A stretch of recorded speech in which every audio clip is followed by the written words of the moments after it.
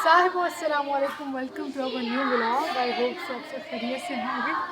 तो आज लाहौर के लिए मैं जा रही हूँ वापस, और उससे पहले हमारे जो मदरसा की बच्ची हैं उनसे आपको मिलाते हैं। चलो,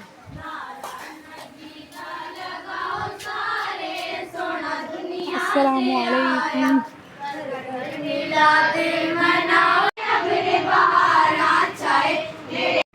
जी, तो अभी हम सब करने लगे हैं अल्लाह हाफिज़। अभी चल रहे हैं लाहौर के सफ़र पे।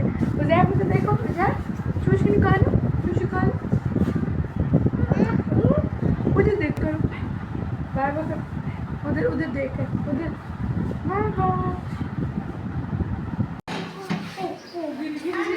जी, तो अभी पहुंच आए हैं हम सरगोदा न्याजी एक्सप्रेस, और जल्दी से घर पहुंचे। फिर उसके बाद 12 रबीउल अव्वल की रात की भी तैयारी करनी है, महफिल है। चलें, ये हमारी बस है। जी, तो अभी ये रास्ते में दरियाए रावी के पास से जब गुज़रे तो उसके आसपास जितने भी इलाके थे वो सैलाब के पानी में बिल्कुल डूबे पड़े थे। बस दुआ किया करें कि अल्लाह पाक इनकी मुश्किलों को आसान करे और इस ज़हमत से बचाए।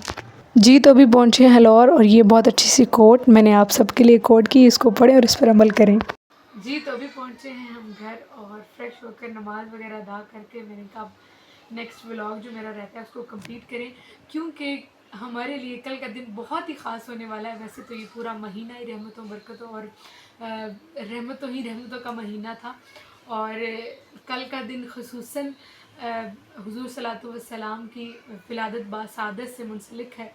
तो बहुत ही खूबसूरत दिन है, और इसी के हवाले से आज हम थोड़ी सी बात करेंगे और ब्लॉग को फिर एंड करते हैं कि इस्लाम में सेलिब्रेशन का क्या तसव्वुर है। क्योंकि कुछ माइंड जो है, हमारी माइंड मेकिंग इस तरह की हो चुकी है कि हम कहते हैं कि इस्लाम में सेलिब्रेशन का कोई कॉन्सेप्ट नहीं है, कुछ नहीं होता इस्लाम में इस तरह। ये सिर्फ इंडो पाक या ये जो इन्हीं की रवायात बनाई हुई है सेलिब्रेशन की। तो आज आपको मैं बताती हूँ कि इस्लाम के अंदर सेलिब्रेशन का क्या तरीक़ेकार रहा है, और क्या क्या सेलिब्रेशन जो हुई थी और अभी तक उस सेलिब्रेशन को मनाया जा रहा है। तो सबसे पहली सेलिब्रेशन से रिलेट मैं करूँगी कि फ़राइज़ ख़म्सा, हमारी जो नमाज है, 5 वक्त की नमाज़ें जो हैं वो किस तरह बनी हैं। तो हमारी जो नमाज फ़ज्र है, जब हज़रत आदम अलैहिस्सलाम की अल्लाह ताला ने तौबा को कबूल किया, तो फ़ज्र के वक्त, सुबह के वक्त में हज़रत आदम अलैहिस्सलाम ने दो नफल अदा किए शुक्राने की। तो अल्लाह रब्बुल इज़्ज़त ने वो 2 नफल शुक्राने के उम्मत मुस्लिमा की नमाज फ़ज्र बना दी।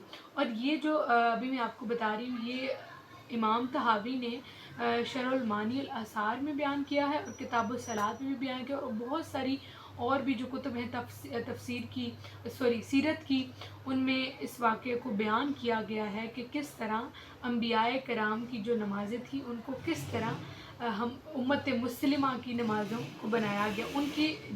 उनकी अदाएँ थी, उनकी सेलिब्रेशंस थी किसी न किसी सूरत में, और उनको किस तरह उम्मत मुस्लिमा की नमाज़ें बनाया गया।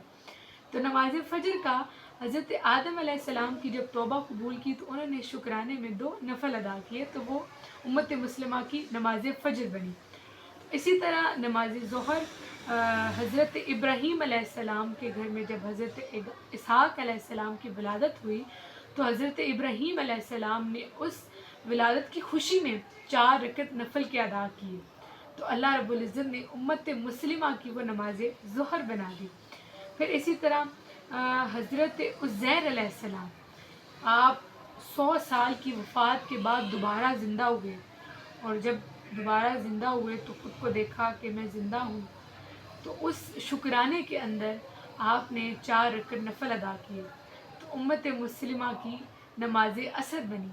अब आप ये देखें कि अल्लाह रब्बुल इज़्ज़त ने एक तरफ नमाज का क्या मकाम है, कहा कि ये मोमिन की मेराज है, ठीक है, और फिर हदीस मुबारका में है कि नमाज दीन का सुतून है।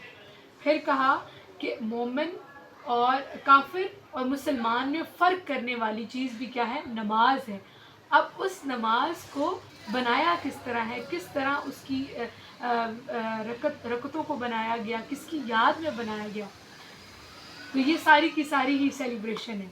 پھر اس کے بعد نماز مغرب، حضرت ایوب علیہ السلام آپ بیماری کی حالت میں تھے، اور بعض میں حضرت ایوب ہیں، بعض میں حضرت یعقوب ہیں، کیونکہ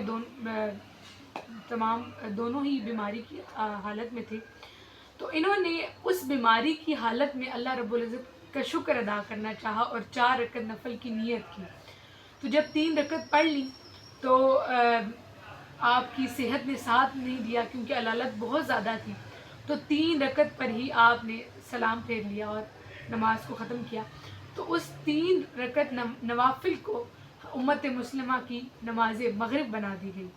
پھر اسی طرح حضرت یونس علیہ السلام آپ 40 دن تک مچھلی کے پیٹ میں رہے.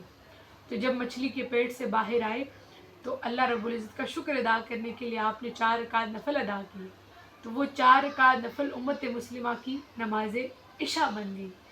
پورے کا پورا اسلام. اسی طرح آپ جو جب طواف کرتے ہیں تو باندھتے ہیں، کیا کہتے ہیں اسے، احرام باندھنا بھی سنت میں ہے. اس کے بعد یہ مختلف انبیاء کرام کی جو سنت تھی ان کو ادا کیا گیا. پھر اسی طرح صفا مروہ پہ دوڑنا حضرت حاجرہ علیہ السلام کی سنت. بہت ساری ایسی جو کہ انبیاء کرام کی، اللہ کے پیاروں کی جو عمل تھے، اللہ رب العزت نے وہ امت مسلمہ پہ فرض کر دیے. تو یہ چند جو میں نے آپ کو میجر بتایا کہ سیلیبریشن. اب نماز کا تعلق دیکھیں اور پھر کس سے ریلیٹ کیا، تمام پیغمبروں سے. ان تمام پیغمبروں کی اداؤں کو حضور صلی اللہ علیہ وسلم کی امت مسلمہ کے لیے اس کو سکون بنا دیا اور دین کا ستون بنا دیا، اور کافر اور مومن میں فرق کرنے والی چیز بنا دی. تو آئی ہوپ سو آپ کو اچھا لگا ہوگا یہ سب کو سن کر. اور اب اس کو سن کر ہم نے حضور صلی اللہ علیہ وسلم کی آمد کی سیلیبریشن کو اور بھی سیلیبریٹ کرنا ہے. اور جتنا ہو سکے آپ جو بھی حسب توفیق، ضروری نہیں کہ زیادہ کریں یا کم کریں، یہ اتنا ہی کرنا ہے یا کرنا ہی نہیں ہے، نہیں میرے پاس تو کچھ نہیں ہے، جتنا بھی ہے حسب توفیق، کم ہے زیادہ ہے، حضور صلی اللہ علیہ وسلم کی آمد کی خوشی کو منائیں، سیلیبریٹ کریں اور خوش رہیں. آئی ہوپ سو آپ کو آج کا ولاگ پسند آیا ہوگا. ملتے ہیں اپنے نیکسٹ ولاگ میں، تب تک اپنا خیال رکھیے گا. اللہ حافظ، فی امان اللہ.